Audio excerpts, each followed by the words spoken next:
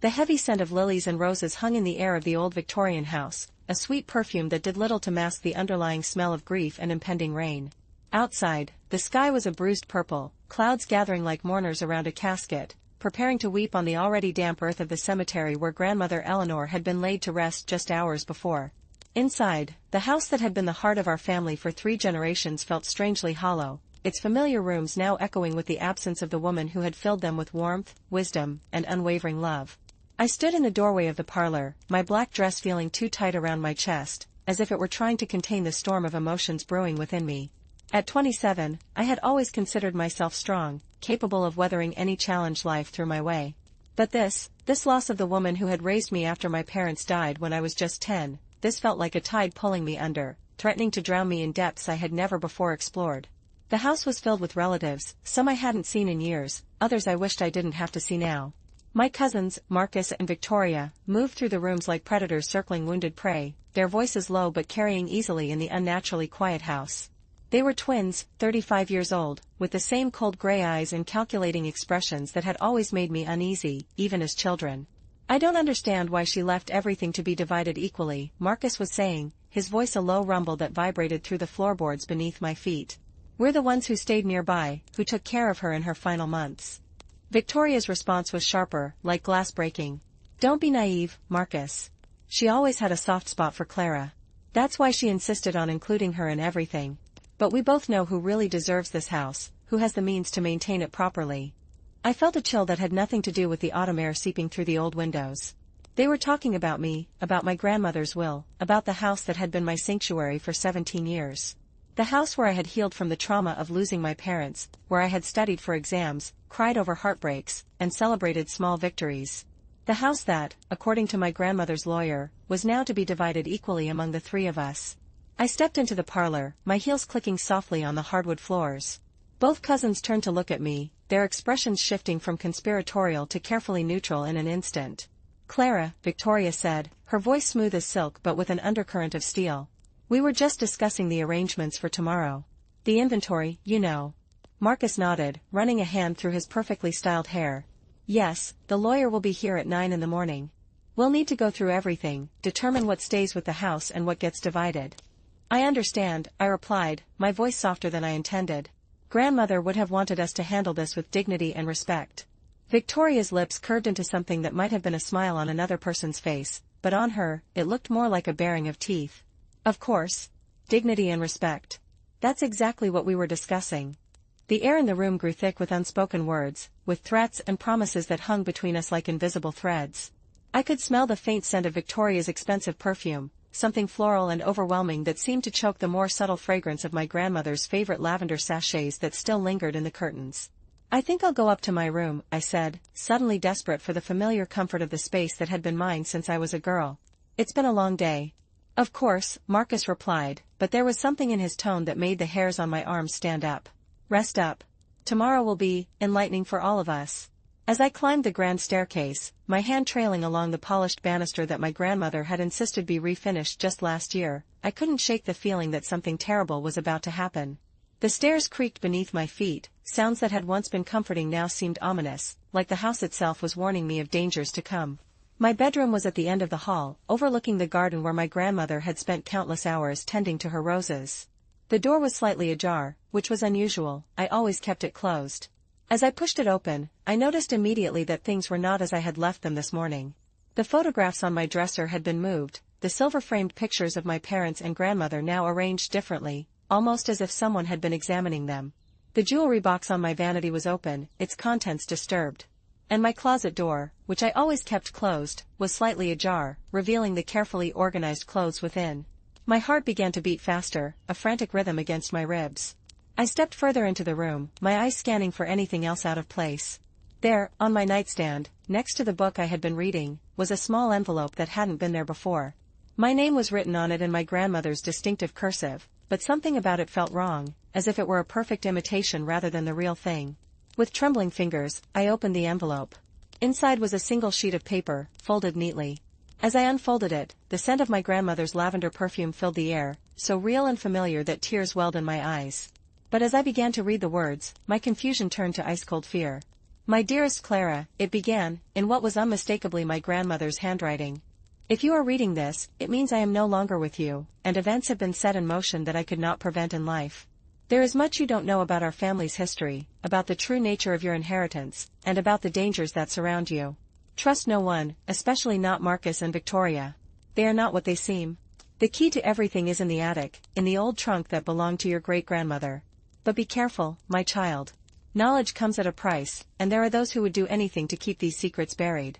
I read the letter 3 times, each word imprinting itself on my mind with increasing weight. My grandmother had known something was going to happen, had anticipated that I might need guidance after her death. But why the secrecy? Why the warnings about my cousins? And what secrets could possibly be hidden in an old trunk in the attic? The floorboards creaked in the hallway, and I quickly folded the letter, stuffing it into my pocket as I turned to see who was approaching. Victoria stood in my doorway, her expression unreadable in the dim light of the hallway. "I thought you might want some tea," she said, holding up a steaming mug. "It's been a difficult day for all of us." "Thank you," I replied, my voice barely above a whisper as I took the mug from her. The ceramic was warm against my cold fingers, and I wrapped both hands around it as if drawing strength from its heat. Victoria stepped into the room, her eyes scanning the space with an intensity that made me uncomfortable. "This was always your favorite room, wasn't it? Grandmother always said you belonged here, in this house." "It's the only home I've really known," I admitted, taking a sip of the tea. It was chamomile, my grandmother's favorite blend, but there was something else in it, a slightly bitter aftertaste that I couldn't identify. Victoria moved to the window, looking out at the garden below. She loved this garden. Spent hours out there, even when her arthritis made it painful. Said it reminded her that life goes on, that beauty can rise from thorns and dirt. "She was wise like that," I said, setting the mug down on my nightstand. "She saw the good in everything and everyone." A strange expression crossed Victoria's face, something like pity mixed with contempt. "Did she? Or did she just choose to see what she wanted to see?" "Sometimes, Clara, wisdom is just another word for denial." "What do you mean?" I asked, my heart beginning to pound again. Victoria turned from the window, her gray eyes seeming to pierce right through me. Grandmother was a good woman, but she was naive. She trusted people she shouldn't have, kept secrets that should have been revealed, and made decisions that will affect all of us in ways she never intended. "Secrets? What secrets?" I pressed, my mind racing back to the letter in my pocket. Victoria smiled, but it didn't reach her eyes. "All in good time, cousin. All in good time. For now, you should rest. Tomorrow will be a long day, and I think you'll find that things are not as simple as grandmother's will might suggest." As she left the room, closing the door softly behind her, I felt a wave of dizziness wash over me. The room seemed to tilt slightly, and I reached out to steady myself against the bedpost. The tea, I suddenly realized with a jolt of fear, there must have been something in the tea. Not enough to knock me out, perhaps, but enough to make me disoriented, to cloud my judgment. I stumbled to the bathroom, splashing cold water on my face. The mirror reflected a pale version of myself, my blue eyes wide with fear and confusion. What was happening? What had my grandmother been involved in? And what did my cousins want from me? The house settled around me, its familiar creaks and groans now sounding like warnings. Outside, the rain began to fall, soft at first, then harder, drumming against the windows and roof. I crawled into bed, pulling the covers up to my chin, but sleep wouldn't come. Every shadow seemed to move, every sound seemed to carry a threat. Hours passed, the night deepening around me. Just as the first hints of dawn began to lighten the sky, I finally drifted into a restless sleep, filled with dreams of locked doors and hidden keys, of my grandmother's voice whispering warnings I couldn't quite understand. I woke with a start to the sound of knocking on my door. The room was filled with morning light, the rain having stopped sometime during the night. For a moment, I forgot where I was, why I was in my childhood room instead of my apartment in the city. Then the memory of the funeral, of my grandmother's death, came rushing back, along with the strange events of the previous evening. "Clara? Are you awake?"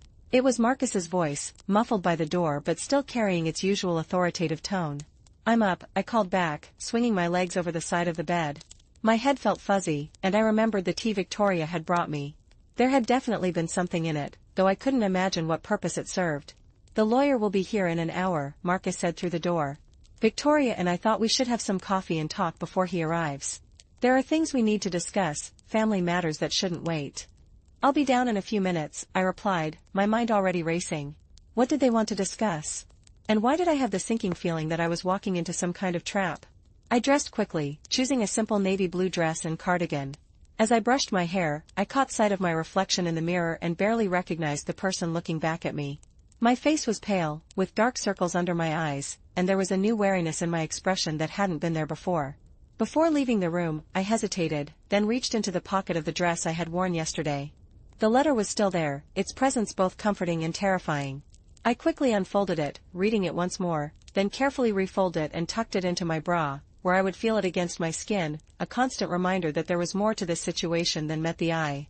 The house was quiet as I made my way downstairs, the morning light filtering through the stained glass windows in the foyer, casting colorful patterns on the polished wood floors. The air was cool, carrying the scent of coffee brewing in the kitchen and the faint, lingering smell of rain. Marcus and Victoria were already in the dining room, sitting at the large oak table where our family had shared countless meals over the years. They looked up as I entered, their expressions carefully neutral. "Good morning," Victoria said, gesturing to the chair across from her. "We've made coffee. There's orange juice if you'd prefer." "Coffee is fine, thank you," I replied, taking the offered seat. A housekeeper I didn't recognize placed a cup in front of me, her movements efficient but her eyes avoiding mine. I realized with a start that the staff had all been replaced since the last time I had visited, just a month ago. "We wanted to talk to you about the house," Marcus began, his fingers steepled on the table in front of him. "And about grandmother's will."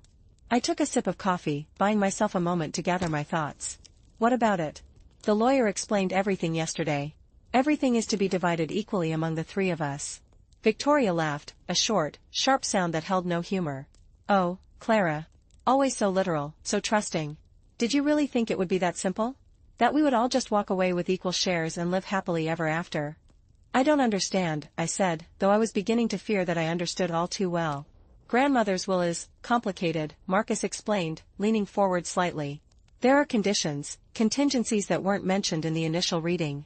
And there are aspects of our family's financial situation that you're not aware of." "Such as?" I asked, my heart beginning to pound. "Such as the fact that this house is heavily mortgaged," Victoria said, her voice dropping to a conspiratorial whisper. "And that grandmother's investments have not performed as well as she believed. The estate is worth considerably less than anyone imagined." I stared at them, trying to process this information. "But that can't be right. Grandmother was always careful with money, always planning for the future." "She was," Marcus agreed, "but she was also generous to a fault. And there were expenses. Large expenses that drained her resources over the years." "What kind of expenses?" I pressed, my mind racing back to the letter, to the mention of secrets and dangers. Victoria exchanged a look with Marcus, some silent communication passing between them. "That's just it, Clara. We're not entirely sure. There were regular payments to entities we can't identify, large withdrawals that don't match any known expenses. It's as if she were supporting someone, or something, in secret." The coffee turned to acid in my stomach. "And you think I know something about this? That she told me these secrets?" "We know you were her favorite," Marcus replied, his tone casual but his eyes intense. "We know you spent hours with her in the weeks before she died, talking privately. It's not unreasonable to think she might have confided in you." I shook my head, trying to clear it. "She never mentioned anything about financial problems. She seemed peaceful, content." "People can be very good at hiding things, Clara," Victoria said, her voice softening slightly. "Even from those they love most. Sometimes especially from those they love most." The grandfather clock in the hall chimed, marking the half-hour. The lawyer would be arriving soon. "Look," I said, setting my cup down with a hand that trembled slightly. "I don't know what you think I know, but I swear to you, grandmother never mentioned any financial difficulties or secret expenses. If there's something going on, I'm as much in the dark as you are." Marcus and Victoria exchanged another look, this one longer, more meaningful. "We were hoping you'd say that," Marcus said finally, a strange smile playing on his lips. "Because we have a proposal for you, one that might benefit all of us." "What kind of proposal?" I asked, though I was already certain I wouldn't like it. "Sign over your share of the inheritance to us," Victoria said bluntly. "All of it. The house, the remaining assets, everything. In return, we'll pay off your student loans, what is it, $60,000, and give you $50,000 in cash. It's more than you'd get anyway, once the debts are paid and the assets liquidated." I stared at her, stunned. "You want me to give up my entire inheritance for $110,000? When this house alone must be worth at least $2 million. "The house is worth less than you think, especially with the mortgage," Marcus countered. "And the other assets, well, let's just say they're not as valuable as they appear. We're offering you a way out, Clara.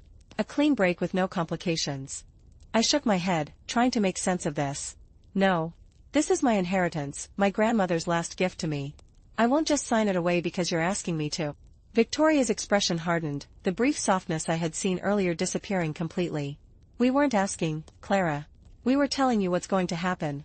You have two choices: sign the papers voluntarily, or we'll make things very difficult for you. Difficult how? I challenged, though my heart was racing with fear.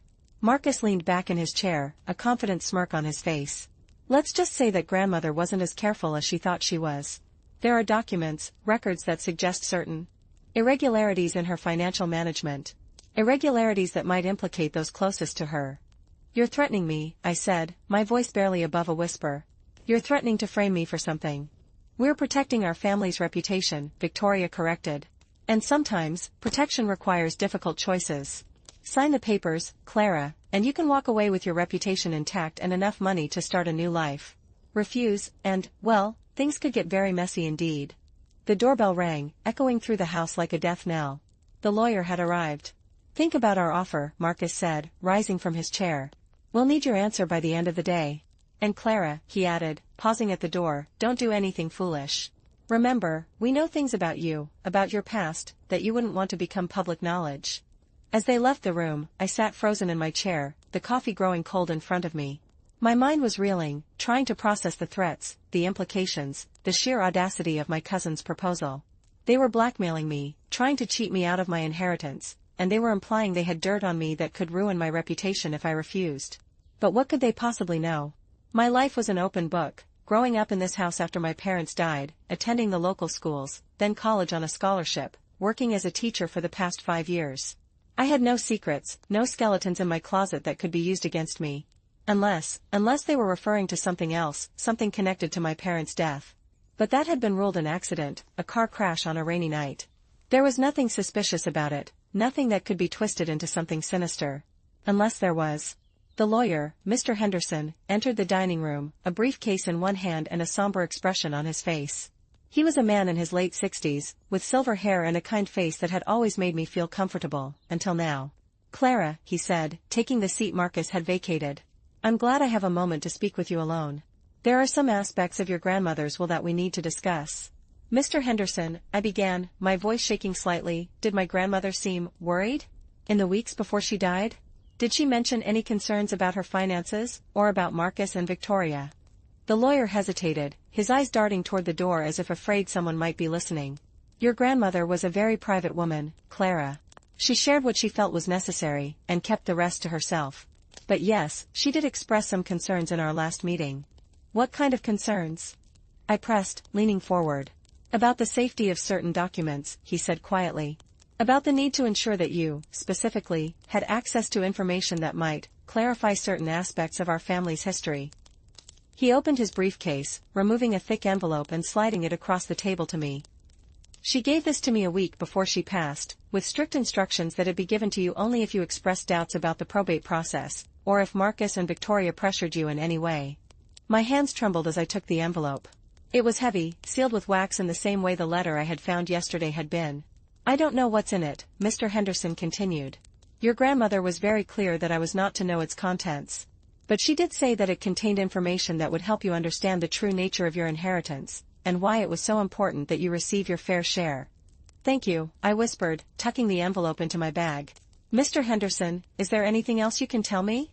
Anything at all about my grandmother's concerns? He sighed, running a hand through his silver hair. She was worried about your safety, Clara. She made me promise to ensure that you were protected, that you had resources beyond what was outlined in the will. She set up a trust fund for you, one that Marcus and Victoria know nothing about. It's not a lot, but it's enough to give you some independence, some leverage if you need it. Tears welled in my eyes.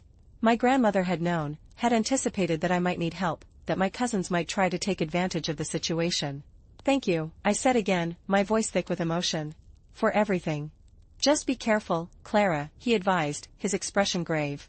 Your grandmother was a good woman, but she made some questionable associations over the years. There are people who might not have your best interests at heart, people who would benefit from keeping certain secrets buried. Before I could ask him to elaborate, Marcus and Victoria returned to the dining room, their expressions carefully neutral. Shall we begin? Victoria asked, taking a seat at the table. I'm sure we all have better things to do than spend the day going through old papers and furniture. Mr. Henderson nodded, opening his briefcase and removing a stack of documents. Indeed. Let's start with the overview of the estate, and then we can move on to the inventory. As the lawyer began to explain the details of the estate, I found my mind drifting, the words blurring into meaningless sounds. My focus was on the two envelopes I now possessed, one from my grandmother, found mysteriously in my room, and another given to me by her lawyer. Both contained secrets, information that could change everything, that could explain why my cousins were so desperate to get me to sign away my inheritance. The morning passed in a blur of legal terms and valuations, of discussions about property and investments that meant little to me. My mind kept returning to the letter, to the mention of secrets in the attic, to the trunk that belonged to my great-grandmother. I needed to get up there, to see for myself what my grandmother had wanted me to find. And so, Mr. Henderson was saying, the house, with its remaining mortgage, is valued at approximately $1.8 million. The investments, once liquidated, should bring in another $400,000, and the personal property, jewelry, art, furniture, is estimated at $250,000. After debts and taxes are paid, that leaves approximately $2 million to be divided among the three of you. Victoria's eyes lit up at the mention of the figure, while Marcus remained impassive, though I could see the calculation in his gaze. That's a significant amount, Marcus said slowly. But we still need to consider the costs of maintaining the property until it can be sold, the real estate commissions, We're not selling the house, I interrupted, my voice stronger than I felt. All three of them turned to look at me, surprised by my sudden declaration. Clara, Victoria began, her tone condescending, be reasonable. None of us can afford to maintain this house on our own, and dividing it physically would be impossible. The logical solution is to sell it and split the proceeds. I'm not selling, I repeated, my heart pounding but my resolve firm. This was my grandmother's home. It's been my home for most of my life. I want to keep it. Marcus laughed, a harsh, mocking sound. And how exactly do you plan to do that? On a teacher's salary? Even with your third of the inheritance, you couldn't afford the upkeep, the property taxes, the mortgage payments. I'll find a way, I insisted, though I had no idea how. Clara, be reasonable, Mr. Henderson interjected gently. The house is a financial burden as much as it is an asset. It would be wiser to sell and invest the proceeds. Unless, Victoria said slowly, a thoughtful expression on her face, we come to some other arrangement. One that doesn't involve selling the house immediately. Marcus looked at his sister, understanding dawning in his eyes. That's actually not a bad idea. We could draw up a temporary agreement, one that allows Clara to remain in the house for a set period, while we determine the best course of action. What kind of arrangement? I asked suspiciously. Simple, Victoria replied, her smile not reaching her eyes. You can stay in the house, for now. In exchange, you'll cover a third of the monthly expenses, mortgage, utilities, maintenance. We'll revisit the situation in 6 months, with the option to sell at that time if we can't come to a more permanent solution. It sounded reasonable on the surface, but I knew there had to be a catch. My cousins were not offering this out of the goodness of their hearts. And what's the catch? I asked bluntly. Marcus shrugged, a gesture of feigned innocence. No catch. Just a practical solution to a complex problem. Unless, of course, you'd prefer to sell now and take your share of the proceeds.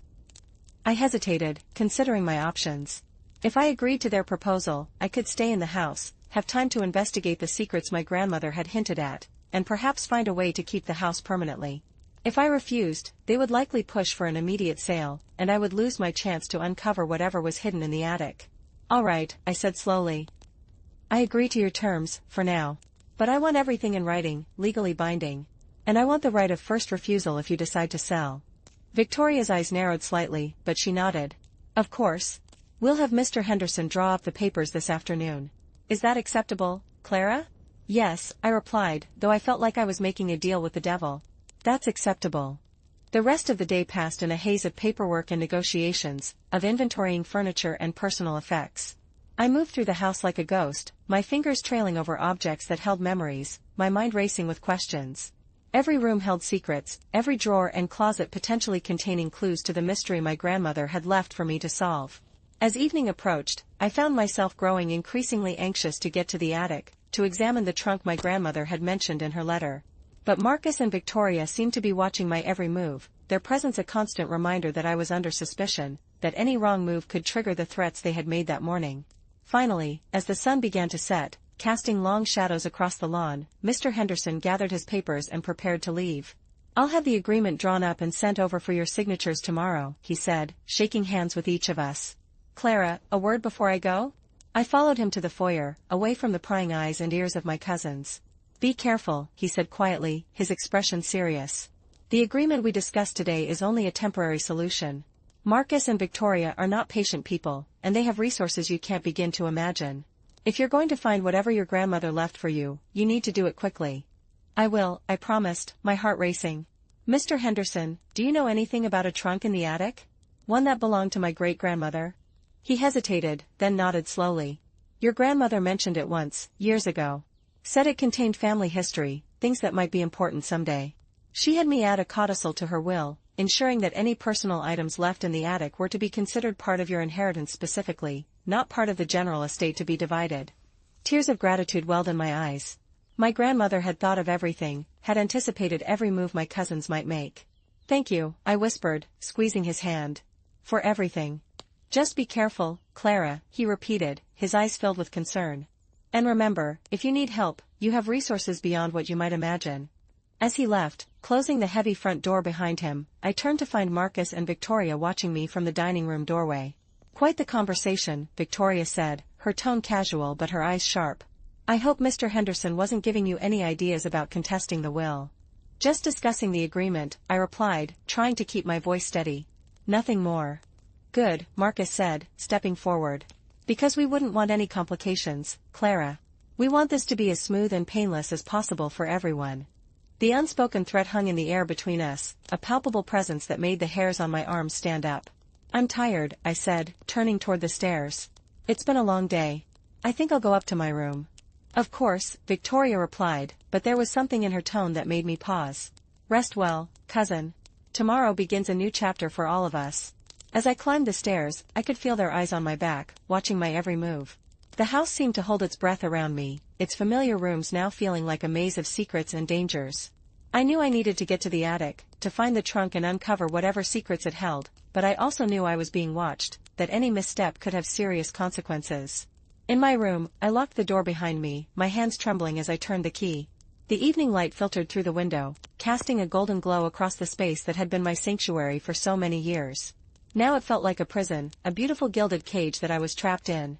I sat on the edge of my bed, the two envelopes in my lap. The first, the one I had found yesterday, contained a cryptic message about secrets in the attic.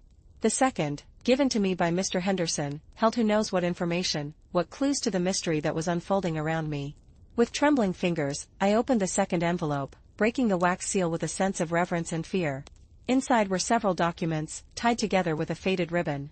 As I untied it, a photograph fell out, a picture of my grandmother as a young woman, standing with two other women I didn't recognize.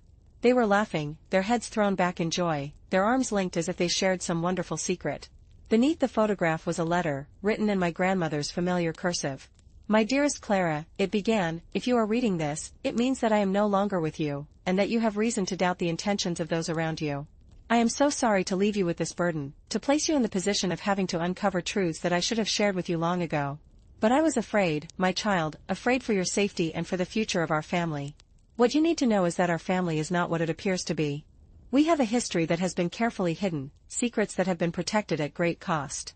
Your great-grandmother, Eleanor, yes, the same Eleanor you were named for, was a woman of great courage and conviction, but she made choices that have echoed through generations, choices that have both protected and endangered our family. The trunk in the attic contains documents that will explain everything, that will reveal the true nature of our family's legacy. But be warned, Clara, knowledge comes with responsibility, and with danger. There are those who would do anything to keep these secrets buried, who have a vested interest in maintaining the version of history that has been carefully constructed over the years. Marcus and Victoria are not what they seem. They are part of a larger network, a group that has been trying to gain control of our family's assets for generations. Their parents were part of this network too, though they played their roles more subtly than their children do. Your grandfather, my husband, knew some of these secrets, but not all of them. It was a burden I carried alone, a responsibility I passed to you only in death. The key to the trunk is hidden in the music box in the parlor, the one that plays Clair de Lune, your great-grandmother's favorite melody. Inside the box, beneath the mechanism, you will find a small compartment containing the key. I have also made arrangements for your protection, should you need it. In the back of this envelope, you will find a phone number. Call it, say the words Eleanor's legacy, and help will come. But use this only as a last resort, Clara. Only if you are in true danger. I love you more than words can express, my dear child. I am sorry for the burdens I have placed upon you, but I have faith in your strength, in your wisdom, and in your ability to do what is right. Be careful, be brave, and know that I am always with you, in spirit if not in body. All my love, Grandmother Eleanor. Tears streamed down my face as I read the letter, my heart aching with the weight of the secrets my grandmother had carried alone for so many years. She had known, had anticipated the danger I would face, had prepared me as best she could without alerting those who meant our family harm. I turned the photograph over, hoping for some clue about the other women in the picture. On the back, in faded ink, were 3 names: Eleanor, my great-grandmother, Margaret, and Sophia. And beneath the names, a date, 1945. What had happened in 1945? What connection did these 3 women have that would still be affecting our family almost 80 years later? And how did Marcus and Victoria fit into this network my grandmother had mentioned? The house grew quiet around me, the evening light fading into darkness. I knew I needed to get to the attic, to find the trunk and uncover the secrets it held. But I also knew I was being watched, that my cousins were likely listening for any movement, any sign that I was doing something they hadn't approved of. I waited, my breath held, until I heard the sounds of movement downstairs, the closing of doors, the low murmur of voices, then finally the silence that indicated my cousins had retired to their rooms for the night. The house settled around me, its familiar creaks and groans now sounding like a countdown, a reminder that time was running out. With the letter and photograph tucked safely into my pocket, I slipped out of my room, my bare feet silent on the cool wood floors of the hallway. The attic stairs were at the far end of the hall, hidden behind a door that had always been kept locked. My grandmother had carried the key with her at all times, a small brass key on a chain around her neck. But I didn't need that key. I had another, hidden in the music box downstairs. I moved carefully down the main staircase, my senses heightened, every shadow seeming to move, every sound making me jump. The house was different at night, its familiar spaces transformed by darkness into something mysterious and potentially dangerous. The parlor was just as I remembered it, the furniture covered with white sheets like ghosts resting in the moonlight. The music box sat on the mantelpiece, a delicate wooden box with inlaid mother-of-pearl designs. My grandmother had received it as a wedding gift, and it had always been one of her most treasured possessions. With trembling fingers, I lifted the lid. The familiar melody of Clair de Lune began to play, its soft notes filling the silence of the room. As the music played, I carefully examined the mechanism, looking for the compartment my grandmother had mentioned. There, almost invisible in the dim light, was a small latch hidden beneath the gears and levers. I pressed it, and a tiny drawer slid open. Inside, nestled on a bed of faded velvet, was a small brass key, its surface worn smooth with age. As I lifted it, I noticed something else in the compartment, a folded piece of paper, so small it was almost hidden. I unfolded it carefully, my heart racing. In my grandmother's handwriting were just 3 words: trust no one. The weight of those words settled heavily on me, a warning that echoed the fears already building in my mind. Who could I trust? Mr. Henderson had seemed helpful, but he had admitted to knowing only part of the story. The phone number my grandmother had provided, could I trust whoever would answer? Or was this all part of some elaborate test, some game whose rules I didn't yet understand? I slipped the key and the note into my pocket, closing the music box and wincing as the lid clicked shut. For a moment, I held my breath, listening for any sign that I had been heard, that my cousins were awake and aware of my movements. The house remained silent, its secrets still safe for now. Back in the upstairs hallway, I approached the attic door with a sense of trepidation. This space had always been off-limits, a mysterious realm that my grandmother had declared too dangerous for a child. Now, as an adult, I understood that her warnings had been about more than just the risk of falling through floorboards or encountering spiders. The key slid into the lock with surprising ease, turning with a soft click that seemed to echo in the silence of the hall. The door swung open, revealing a narrow staircase leading up into darkness. The air that drifted down was thick with the smell of dust, of old wood and forgotten things, of secrets that had been waiting decades to be uncovered. I climbed the stairs slowly, my hand trailing along the rough wooden wall for balance. The attic was larger than I had imagined, its space filled with shadows and shapes that seemed to shift and move in the dim light filtering through a single dirty window at the far end. My eyes adjusted gradually, revealing stacks of boxes, furniture covered with sheets, and rows of hanging clothes that looked like silent witnesses to the past. The air was cool and still, heavy with the weight of years, with the presence of memories that had been stored away and forgotten. I moved carefully through the space, my feet stirring up dust that danced in the moonlight like tiny spirits. The trunk my grandmother had mentioned was against the far wall, partially hidden by a stack of old paintings. It was made of dark wood, reinforced with metal straps, its surface carved with intricate designs that seemed to tell a story I couldn't yet read. As I approached the trunk, I noticed something strange, a series of symbols carved into the lid, symbols that seemed familiar somehow, though I couldn't place where I had seen them before. They were a mix of letters and numbers, of shapes that seemed almost like runes from some ancient language. The key fit perfectly into the lock, turning with a satisfying click. The lid was heavy, groaning in protest as I lifted it, revealing the contents within. The smell that rose from the trunk was overwhelming, a mix of old paper, leather, and something else, something like dried herbs and metal. Inside, carefully arranged and wrapped in cloth, were bundles of documents, tied with ribbons that had once been vibrant but were now faded with age. There were photographs, letters, journals, and what looked like official papers of some kind. And beneath it all, nestled in a velvet-lined compartment, was a small wooden box, intricately carved with the same symbols that adorned the trunk. I lifted out the first bundle of documents, my hands trembling with anticipation and fear. The letters were dated from 1943 to 1946, written in elegant cursive that I immediately recognized as my great-grandmother's handwriting. As I began to read, the world around me faded away, the dusty attic replaced by the world of wartime Europe, by a story that would change everything I thought I knew about my family. The first letter was dated June 12, 1943, and addressed to someone named Margaret. My dearest Margaret, it began, I hope this letter finds you well, though I know that well is a relative term in these times. The news from the continent grows worse each day, and I fear for the future of all we hold dear. But we must not lose hope, must not falter in our resolve. The work we do is more important than ever, the secrets we keep more valuable than gold. I have made contact with the network, as you suggested. They are cautious, as they should be, but they recognize the value of what we offer. The documents are safe for now, hidden where no one would think to look. When this is all over, when the world is right again, our contributions will be recognized, our sacrifices acknowledged. Until then, we must be strong, we must be vigilant, and we must trust no one. Not even those closest to us, for danger wears many faces, and betrayal often comes from unexpected quarters. Give my love to Sophia. Tell her that her courage inspires us all, that her sacrifices will not be forgotten. With deepest affection, Eleanor. I set the letter aside, my mind racing. What network was she referring to? What documents were so valuable? And who was Sophia, the third woman in the photograph? The next letter provided some answers, raising even more questions. It was dated October 3, 1943, and this time it was addressed to Sophia. My dear Sophia, it began, I received your message via the usual channels, and I am relieved to know that you are safe, though the circumstances of your escape sound harrowing beyond words. Your bravery is an inspiration to us all, a testament to the strength of the human spirit in the face of unspeakable evil. The information you provided has been invaluable. We have already passed it along to our contacts, and I am told it will make a significant difference in the coming months. The risks you took, the dangers you faced, they will not be in vain. I worry about Margaret. She has grown increasingly reckless in recent weeks, her passion for the cause sometimes overriding her caution. I have tried to temper her enthusiasm with wisdom, to remind her that we are playing a long game, that survival is as important as victory.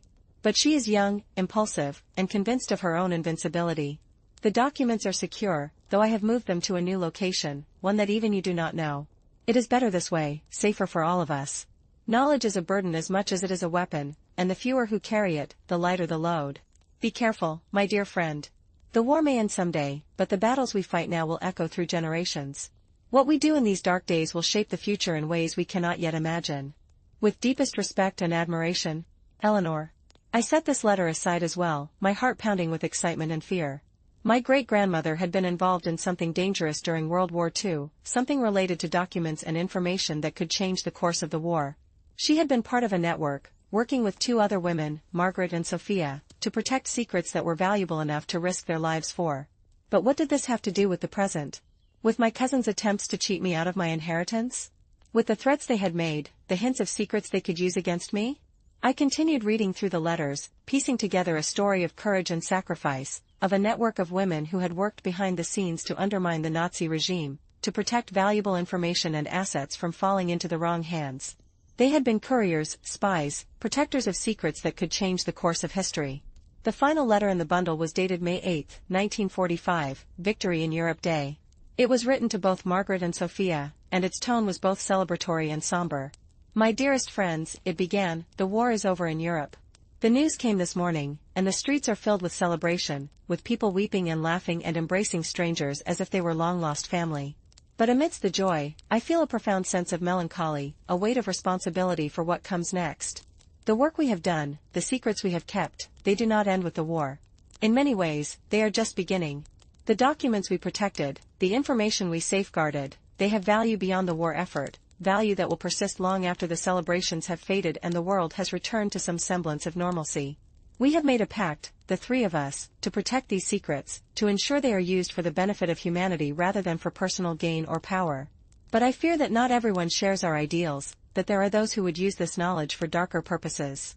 I have made arrangements to ensure the safety of what we have protected, to create a legacy that will endure beyond our lifetimes. But I worry, my friends, I worry about the future, about the generations to come who will inherit this burden along with the benefits it might provide. We must remain vigilant, must continue to protect what we have fought so hard to preserve. The war may be over, but the battle for the soul of humanity, for the future of our world, that battle continues. With eternal gratitude and friendship, Eleanor. I set the letters aside, my mind reeling with the implications of what I had read. My great-grandmother and her friends had been part of a secret network during World War II, protecting documents and information that were valuable enough to risk their lives for. They had made a pact to ensure these secrets were used for the benefit of humanity, but my great-grandmother had feared that others might try to use them for darker purposes. And somehow, almost 80 years later, this legacy had become a burden, a source of conflict and danger that had ultimately led to my grandmother's death and my cousin's attempts to cheat me out of my inheritance. I reached into the trunk again, this time lifting out the small wooden box that had been hidden beneath the documents. It was intricately carved with the same symbols I had seen on the trunk, symbols that now seemed to hold some meaning I couldn't yet decipher. The box was not locked, opening easily to reveal its contents. Inside, nestled on a bed of faded velvet, were 3 items, a silver locket, a small iron key, and a folded piece of paper that looked like a map. I unfolded the map carefully, my fingers tracing the faded lines. It was a hand-drawn map of the local area, but with markings and symbols that didn't correspond to any modern landmarks. There was an X drawn in what appeared to be the woods behind the house, and a series of symbols that matched those on the trunk and box. Beneath the map was a note, written in my great-grandmother's distinctive cursive.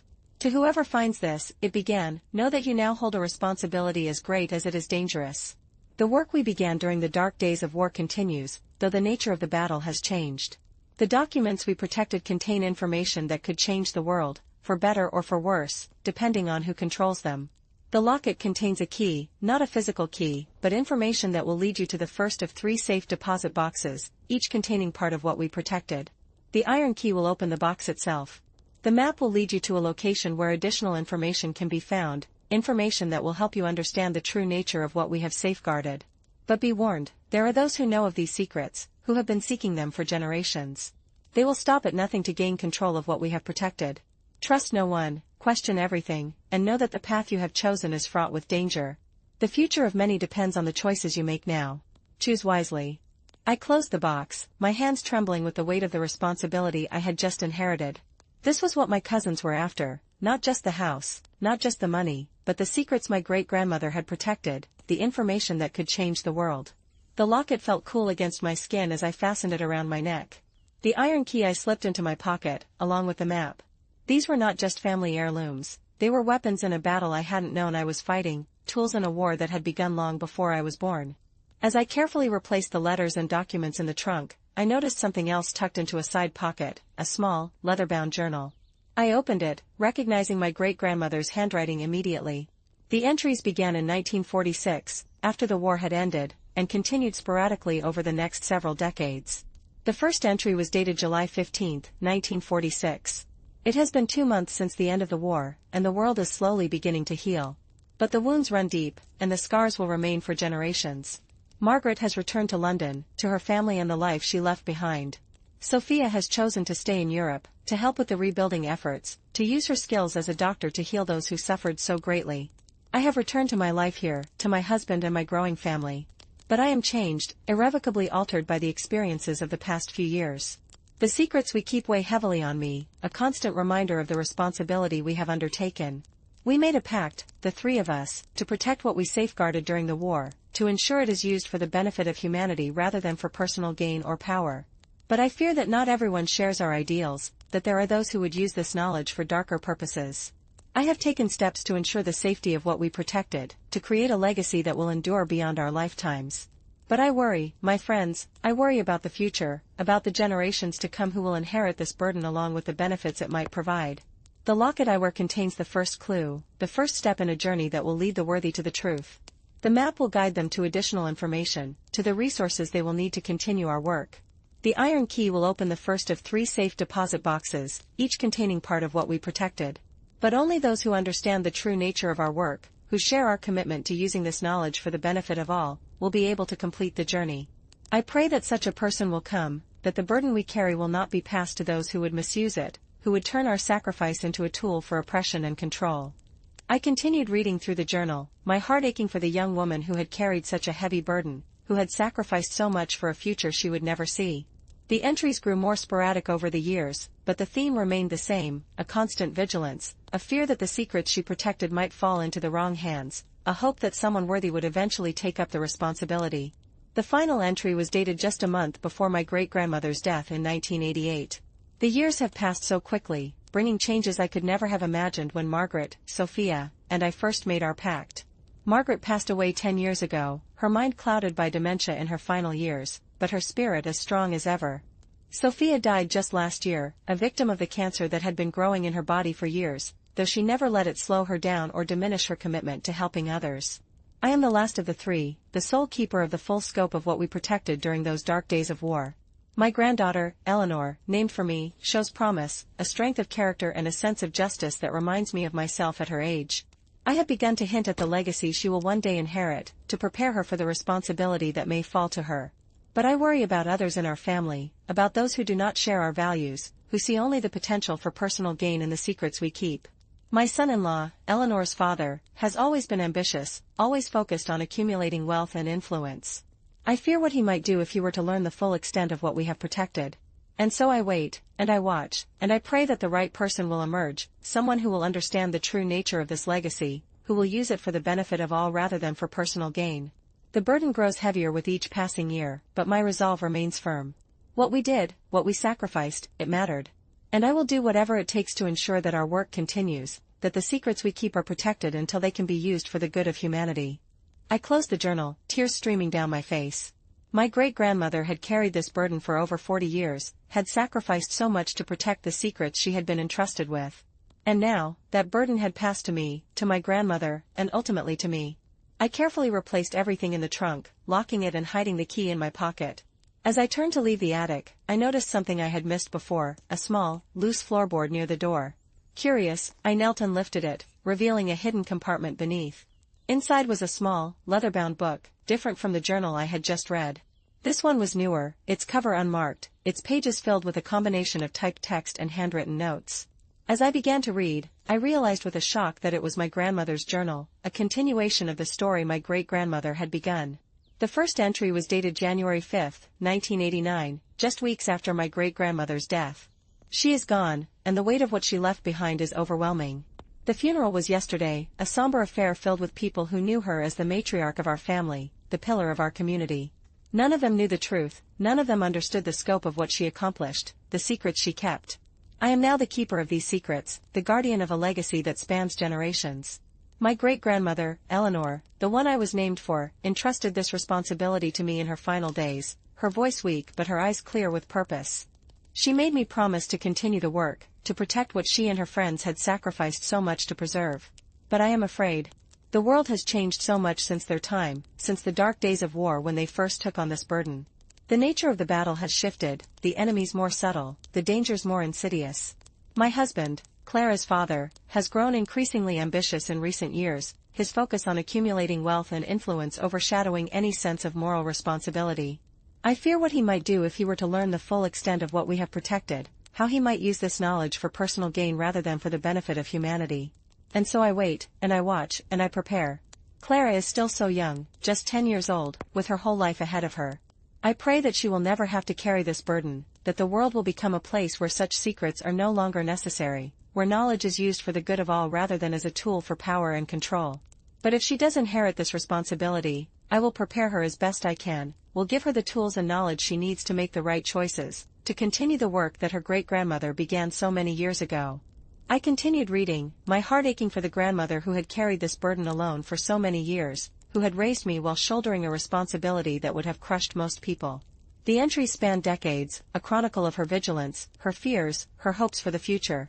The entries from more recent years grew more concerning, revealing a growing threat that had brought the danger closer to home. The entry dated June 12, 2015, was particularly troubling. Marcus and Victoria have grown increasingly persistent in their inquiries about the family's history, about the origins of our wealth. They suspect something, I am sure of it. Their questions are too specific, too pointed to be mere curiosity. I have noticed them watching me, their eyes following me as I move through the house. Last week, I caught Marcus trying to enter the attic, claiming he was looking for old family photographs. I sent him away, of course, but the incident left me shaken. They know something, or at least they suspect enough to be dangerous. Clara visited last weekend, her presence a balm to my troubled spirit. At 25, she has grown into a remarkable young woman, strong and compassionate, with a sense of justice that reminds me of my great-grandmother.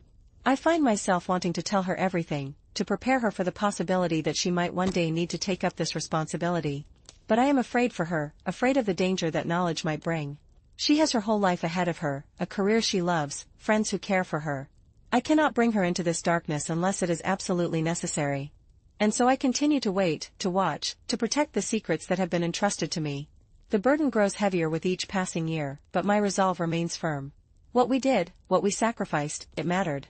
And I will do whatever it takes to ensure that our work continues, that the secrets we keep are protected until they can be used for the good of humanity.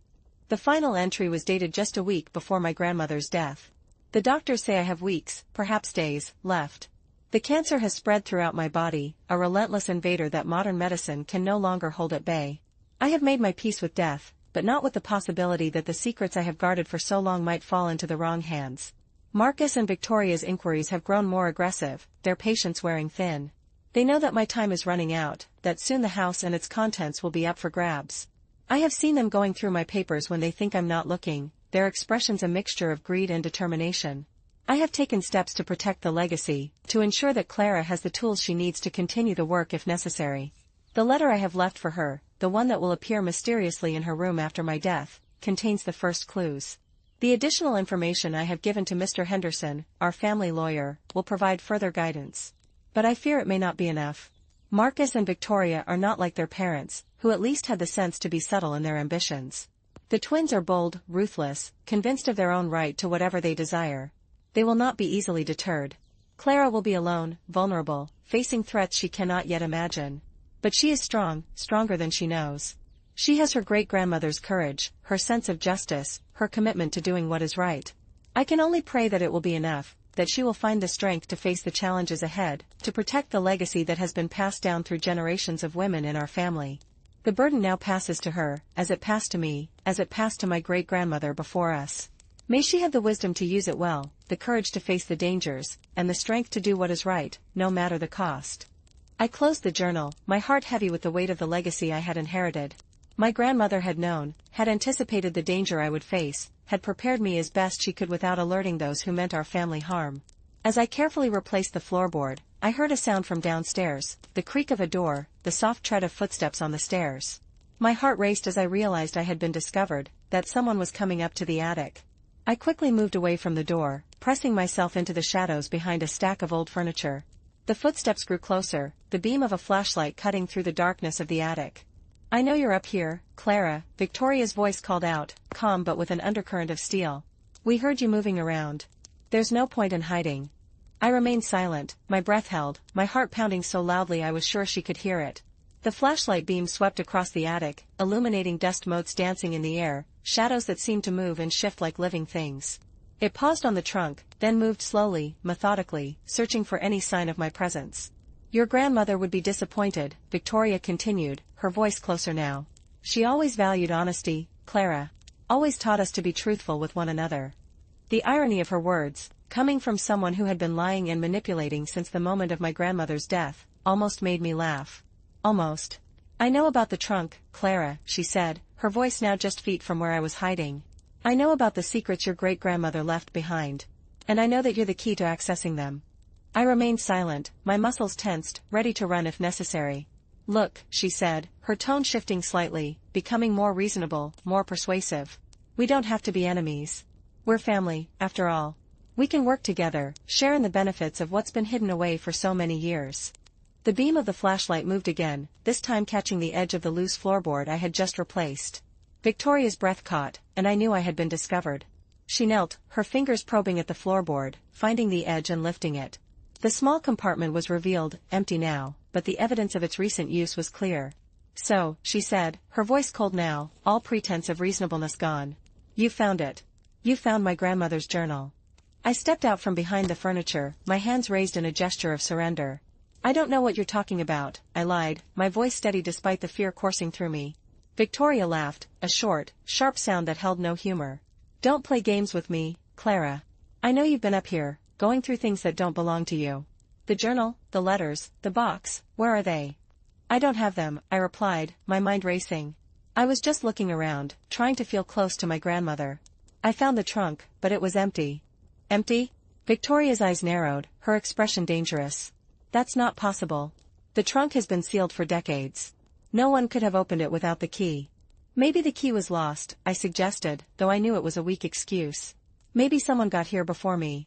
Victoria stepped closer, her flashlight beam now focused directly on my face, blinding me. "Let's be clear about something, Clara. I know you're lying. I know you have the journal, the letters, whatever else was in that trunk. And I want you to give them to me. Now." "Why?" I asked, my voice shaking slightly. "What's so important about some old letters and journals? What could possibly be worth threatening your own family over?" Victoria's expression shifted, a flicker of something, uncertainty? Fear, crossing her face before being replaced by her usual mask of confidence. "You wouldn't understand. The history, the significance of what's been hidden away, it's beyond your comprehension." "Then explain it to me," I pressed, taking a step closer despite the danger. "Help me understand why my grandmother's legacy is so important that you'd threaten me, blackmail me, to get your hands on it." For a moment, I thought she might actually tell me, that I might finally get some answers. But then her expression hardened again, her resolve firming. "It's not your legacy, Clara," she said, her voice cold. "It never was. You were just in the right place at the right time, a convenient recipient of a grandmother's misguided affection. The real legacy belongs to those of us who understand its true value, who know how to use it for the benefit it can provide." "Benefit?" I repeated, incredulous. "You mean personal gain, don't you? You want to use whatever secrets my great-grandmother protected to make yourself rich, to gain power." Victoria smiled, but it didn't reach her eyes. "Call it what you will. The world is a complicated place, Clara. Sometimes, the ends justify the means. Sometimes, you have to be willing to do what others won't to get what you want." "And what about my grandmother?" I asked, my voice rising with anger and grief. "Did she just get in your way? Was her death just convenient for you?" The question hit its mark, a flicker of something, guilt? Regret, crossing Victoria's face before being quickly suppressed. "Your grandmother's death was a tragedy," she said, her tone carefully measured. "But it was also an opportunity. An opportunity to set things right, to restore the legacy to its proper guardians." "Proper guardians?" I scoffed. "You mean you and Marcus? You mean people who would use it for personal gain rather than for the benefit of humanity, as my great-grandmother intended?" Victoria's eyes widened slightly, her surprise evident. "So you do know something? You've read the letters, the journal. You understand what's at stake." "I understand enough to know that you're not fit to guard this legacy," I replied, my voice gaining strength. "I understand that my great-grandmother and her friends sacrificed so much to protect these secrets, to ensure they would be used for the good of all, not for the enrichment of a few." "You're a fool, Clara," Victoria said, her voice cold. "A naive, sentimental fool who has no idea what she's dealing with. The world isn't a fairy tale, where good always triumphs and the righteous are rewarded. It's a messy, complicated place where power is what matters, where those who are willing to do what's necessary come out on top." "And what about Marcus?" I asked, changing tactics slightly. "Does he share your vision? Or are you just using him to get what you want?" Victoria's expression softened slightly, a genuine emotion, affection, loyalty, crossing her face. "Marcus and I are a team. We always have been. We understand each other, support each other's ambitions. We know what's at stake, and we're willing to do what's necessary to achieve our goals." "Even if it means hurting your own family?" I pressed. "Even if it means betraying the trust of the woman who raised me, who welcomed you into her home?" "Especially then," Victoria replied, her voice hardening again. "Family is just a concept, Clara. An abstract idea that has no real meaning in the grand scheme of things. What matters is power, influence, the ability to shape the world according to your vision. Everything else is secondary." I stared at her, horrified by the coldness of her words, by the complete lack of empathy or morality they revealed. This was not just greed or ambition, This was a worldview so fundamentally different from my own that we might as well have been different species. You're sick, I said, my voice barely above a whisper. There's something wrong with you, something missing that makes you incapable of caring about anyone but yourself. Victoria laughed, a sound that was genuinely amused this time. Maybe. Or maybe I'm just more honest than most people. Maybe I'm just willing to acknowledge the truth about human nature, about the way the world really works. The way the world works? I repeated, my anger rising. The way the world works is that people help each other, that they care for one another, that they sacrifice for the greater good. That's the legacy my great-grandmother left, not whatever twisted version you're trying to create. Your great-grandmother was an idealist, Victoria countered, her voice dismissive. A woman of her time, who believed in concepts like honor and duty, who thought that individual actions could change the course of history. She was wrong. She wasn't wrong, I insisted, my voice gaining strength. She and her friends helped defeat the Nazis, protected information that could have changed the course of the war. They made a difference. They were pawns, Victoria snapped, her composure finally cracking. Pawns in a game much bigger than they could imagine. Their sacrifices, their heroics, they were just distractions, minor contributions to a conflict that was decided by men with real power, men who understood how the world really works. Men like who? I asked, sensing an opening. Who are you working with, Victoria? Who's behind this? Victoria's eyes narrowed, her suspicion returning. Why do you ask? What difference does it make? It makes a difference because I deserve to know who's trying to steal my inheritance, who's threatening me, who's responsible for whatever happened to my grandmother, I replied, my voice gaining intensity. I deserve to know who my enemies are. For a moment, I thought she might actually answer, that I might finally get some concrete information about the network she was part of. But then her expression hardened again, her resolve firming. You'll find out soon enough, she said, her voice cold. When you sign over your inheritance, when you walk away from this house and everything in it, you'll.